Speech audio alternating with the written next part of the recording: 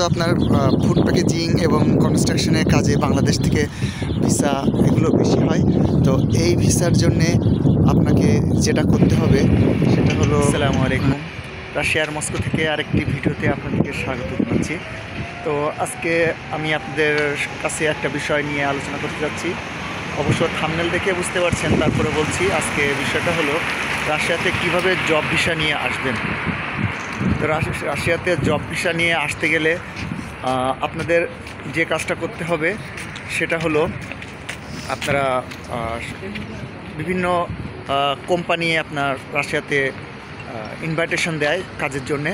তার ভিতরে আপনার কনস্ট্রাকশন কাজ আছে, তারপরে আপনার ফুড প্যাকেজিংয়ের কাজ আছে, এরপরে আপনার ওয়্যার হাউসের কাজ আছে। এই ধরনের কাজের ভিসাগুলো বাংলাদেশ থেকে বেশি হয়। তো এ বিষয়ে আপনাদেরকে সাথে আজকে আমি আলোচনা করতে চাচ্ছি। তো আসেন আপনাদের এ বিষয়ে বিস্তারিত ধারণা দেই। তার আগে আমি যে এলাকাটায় আছি, তো এই এলাকাটায় আপনাদেরকে একটু ঘুরিয়ে দেখাই। এখানের আজকে রাশিয়াতে তাপমাত্রা -1 এবং রৌদ্রোজ্জ্বল আবহাওয়া। তো আসেন দেখি চারিপাশে পরিবেশটা, এরপরে আমি বলছি যে কিভাবে জব ভিসায় আপনি রাশিয়াতে আসবেন। তো আমি যেখানে এখন আছি এই জায়গাটা হলো রাশিয়ার মস্কো শহরের লেনিস্কি প্রসপেক্ট নামে একটা জায়গা আছে, লেনিস্কি প্রসপেক্ট, সেখানে আছি। তো দেখেন একটা সরকারি যে ট্রান্সপোর্ট, এখানে সবই ট্রান্সপোর্ট সরকারি। এখানে আপনি এই বাসগুলো নির্দিষ্ট টাইমেই এখানে চলে এবং আপনি যে মেট্রো কার্ড করবেন রাশিয়াতে, সেই মেট্রো কার্ড দিয়ে এই বাসগুলোতে আপনি উঠতে পারবেন। ওই কার্ডেই আপনার মেট্রো চলবে, প্লাস বাসে ওইটা ব্যবহার করতে পারবেন। এবং নির্দিষ্ট টাইম পর পর বাসগুলো এখানে আসে। আর এই যে দেখতে পাচ্ছেন ওই পাশে কিছু যাত্রী দাঁড়িয়ে আছে, ওনারা বাস আসলে ওনারা উঠবে। এবং রাশিয়ার বাসগুলো চলার নিয়ম হলো সব বাসগুলো ডান পাশ দিয়ে চলবে। হ্যাঁ, এদের বাসগুলো মানে গাড়ি ঘোড়াগুলো সব ডান দিক দিয়ে চলে এবং এই জন্য ওরা দেখেন গাড়িগুলো ডান পাশে দাঁড়িয়ে আছে। তো আর এই যে দূরে দেখেন আপনার যে বিল্ডিংয়ের উপরে যে এগুলো দেখা যাচ্ছে, এগুলো হলো কনস্ট্রাকশনের কাজ চলছে। ওখানে বিল্ডিংগুলো নতুন তৈরি হচ্ছে। এখানে উন্নত অনেক মেশিন ব্যবহার করে ওরা বিল্ডিংগুলো তৈরি করে। আর এদিকে দেখেন এখানেও মানুষজন নিয়ন্ত্রিতভাবে মানুষ চলাচল করে। লাল আলো জ্বললে দাঁড়িয়ে যাবে সবাই এবং গাড়িও দাঁড়িয়ে যাবে, কোনো মানুষও যাবে না। যদি রাস্তায় গাড়ি না থাকে তাও সিগন্যাল রেড থাকলে আপনার কেউ রাস্তা পার হবে না, নির্দিষ্ট সময় পরেই সবাই পার হয়ে যাবে। আর দূরে দেখতে পাচ্ছেন ও একটা বিল্ডিং, ও বিল্ডিংয়ে ওখানে কনস্ট্রাকশনের কাজ হচ্ছে। তো এই হলো অবস্থা। আর এটা হলো মেট্রো স্টেশন। এম চিহ্ন থাকলে বুঝবেন এখানে মেট্রো দিয়ে আপনার ঢুকতে হয় মেট্রোতে এবং বের হইতে হয়।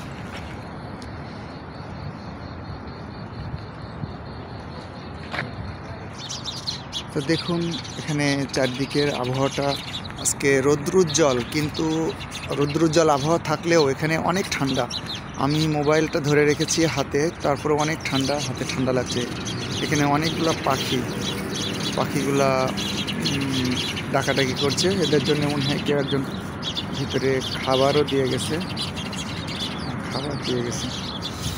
আচ্ছা।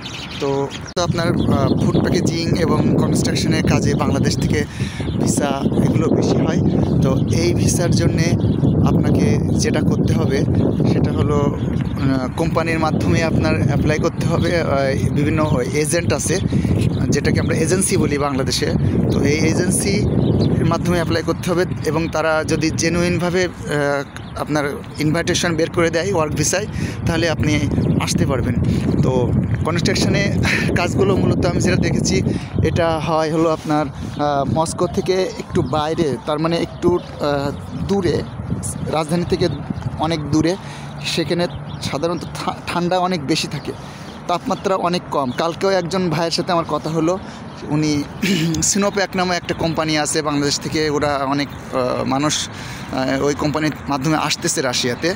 তো সেখানে -25 তাপমাত্রা এবং অনেক ঠান্ডা, কনস্ট্রাকশনের কাজ, এবং 1 বছরের 2 বছরের টোটাল চুক্তি হবে। তো প্রথমে তারা 1 বছরের চুক্তিতে নিয়ে আসবে এবং 1 বছর শেষ হওয়ার 1 মাস কি 2 মাস আগেই তারা আবার নতুন করে আপনার পরের বছরের ভিসা রিনিউ করবে। তো সে ভাই আমাকে বলল যে 1 বছরের চুক্তি হইলেও তো আপনারা এই কাজগুলোতে আসলে একটু চিন্তাভাবনা করে ভেবে চিন্তে আসবেন। আর আরেকটা বিষয় হলো, আমি নিজে দেখেছি মস্কোতে আপনার বিভিন্ন রেস্টুরেন্টে এবং ওয়্যার হাউসে অনেক মানুষ পাকিস্তান এবং ইন্ডিয়া এবং শ্রীলঙ্কা, তাদের সাথে আমার পরিচিত কথা হয়েছে, তারা আসছে। তো তারা এই কাজগুলো তুলনামূলকভাবে একটু ভালো হবে, কারণ এখানে আপনার ঠান্ডা কম, আপনি ঘরের ভিতরে বসে কাজ করতে পারবেন এবং আপনার কাজের পরিবেশটা ভালো থাকে। তো তারা, আমি দেখলাম যে তারা প্রথমে এসেছিল অন্য একটা কাজে, যেটা হলো আপনার ওয়্যার হাউসের কাজে আসছিল। পরে তারা ভিসা সেখান থেকে কাজ পরিবর্তন করে আবার রেস্টুরেন্টের কাজে আসছে। তো এই কাজগুলো সাধারণত ইন্ডিয়া থেকে তারা এই সিস্টেমে আসছে। তো বাংলাদেশ থেকে এই সিস্টেম এখনও চালু হয়েছে কিনা আমার জানা নাই।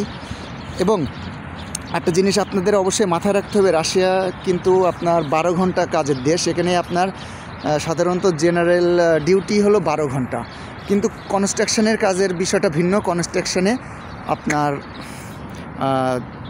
8 থেকে 10 ঘন্টা কাজ হবে, যেহেতু এটা বাইরের কাজ, আউটসাইডের কাজ, এখানে ঠান্ডা থাকে। কিন্তু অন্য কাজগুলো সাধারণত আপনাকে 12 ঘন্টা কাজ করতে হবে। তো এই হলো বিষয়, রাশিয়াতে আসলে আপনাকে 12 ঘন্টা কাজ করতে হবে। এবং কনস্ট্রাকশনের কাজে আমি যেটা জানি, এখানে আপনার 70 থেকে 80 হাজার টাকা, সর্বোচ্চ 1 লাখ টাকার মতো আপনার বেতন আসবে।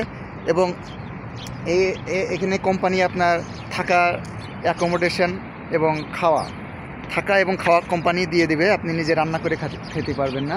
কিন্তু যদি আপনি রেস্টুরেন্ট কিংবা ওয়্যার হাউসের কাজে আসেন, সেক্ষেত্রে আপনাকে কোম্পানি আপনার থাকা খাওয়া দিবে না, এটা আপনার নিজেরই থাকতে হবে, নিজের টাকায় খেতে হবে, থাকতে হবে।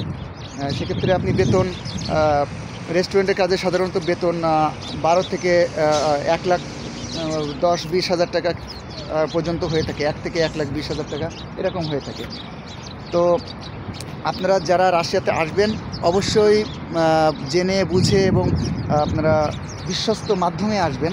তো তাহলে আপনি দেখবেন যে আপনার কোনো সমস্যা হবে না। আর আপনারা রাশিয়া ভিসা যারা পেয়েছেন, ইনভাইটেশন যারা পান, তারা যদি আপনার ইনভাইটেশন সঠিক কি ফেক এটা যদি বুঝতে না পারেন, আপনারা আমাকে মেসেজ করবেন, আমি চেষ্টা করব আপনাদেরকে হেল্প করার। তো আজকে এ পর্যন্তই। আর কোনো বিষয়ে জানার থাকলে আমাকে কমেন্ট করুন। আমার চ্যানেলটাকে আপনারা সাবস্ক্রাইব করে আমার পাশে থাকুন। আমি আপনাদের যে কোনো বিষয়ে চেষ্টা করব জানানোর। আর আপনারা কোন বিষয়ে ভিডিও চান, সেই ভিডিওগুলোও আমাকে আপনারা কমেন্ট করে লেখেন, আমি সেই বিষয়ে ভিডিও আপনাদের তৈরি করার চেষ্টা করব। তো ভালো থাকবেন। আসসালামু আলাইকুম।